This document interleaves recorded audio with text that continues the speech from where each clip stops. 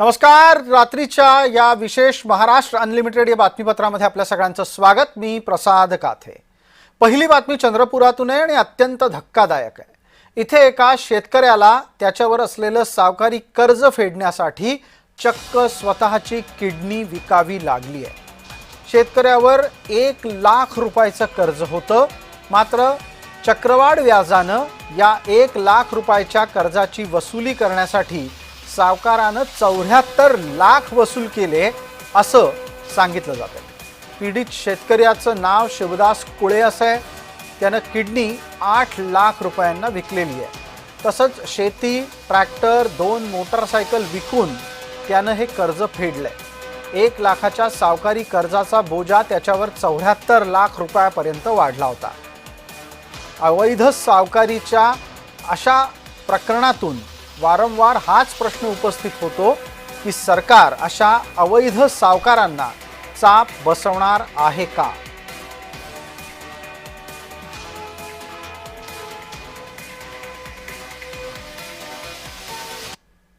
त्या सावकारांनी जे माझी पिळवणूक केली, आज माझी किडनी विकण्यास भाग पाडले. या सावकारावर कठोरात कठोर शिक्षा होऊन मला न्याय मिळाला पाहिजे आणि माझ्यासारखा माझ्या सोबत जे घडलंय ते कोणासोबत होऊ नये म्हणून महाराष्ट्र सरकारने या प्रकरणाची तातडीने दखल घ्यावी.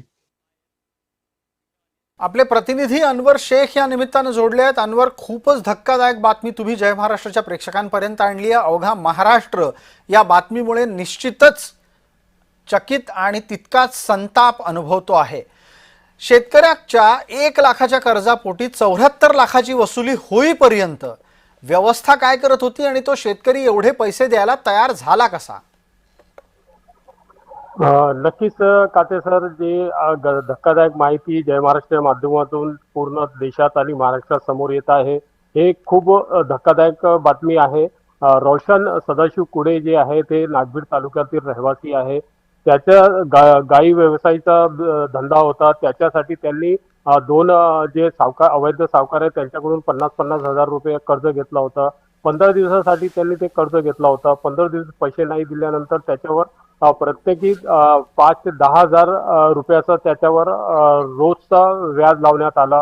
हे असं चक्र हे वाढत गेल्यानंतर त्याचं जे रोशनचं म्हणणं आहे की 4-5 लोक आहेत तिथं ब्रह्मपुरी येथील, हे लोक याच्याकडून त्याच्याकडून असे सगळ्यांच्याकडून पैसे घेऊन मला जे 1 लाखाचा कर्ज होता ते 74 लाखापर्यंत नेलं. आणि महत्वाचं म्हणजे धक्कादायक जे देशासाठी बातमी आहे ती आहे की एका शेतकरीला पैसे परतावा करण्यासाठी किडनी विकण्यात आली आणि जे किडनी विकली आहे त्याची ही माहिती जे अवैध सावकार आहेत त्यांनीच त्याला दिलेली आहे. अनवर, मी आपल्याला मध्ये यासाठी थांबवतो कारण एक पुढचा प्रश्न आपल्याला विचारायचा आहे. पटकन याही गोष्टीचा खुलासा करा की या संपूर्ण प्रकरणामध्ये मग अवैध सावकारीच्या विरोधामध्ये काही कायदे कानून लागू करून गुन्हा दाखल झालाय का अद्यापही सरकारनं सक्रिय होण्याची वाटच बघत राहायची आहे? नाही, नक्कीच सरकार सक्रिय होण्याची वाट बघत आहे. कारण की जे रोशन कुळे आहे यांनी चंद्रपूर पोलीस अधीक्षक यांच्याकडेही दाद मागितली होती. त्यांनाही आपलं निवेदन दिलं होतं, परंतु चौकशी सुरू करण्यात आली, परंतु चौकशी कुठं थांबली याचा पत्ता लागलेला नाहीये. त्यानंतर ब्रह्मपुरीचे जे आमदार आहे रोशन कुळे यांचं म्हणणं आहे, त्यांनी हे दिलेलं आहे की ब्रह्मपुरीचे आमदार आहेत त्यांना पण त्यांनी हे आपबीती सांगितली आहे, सगळं माहिती सांगितली आहे.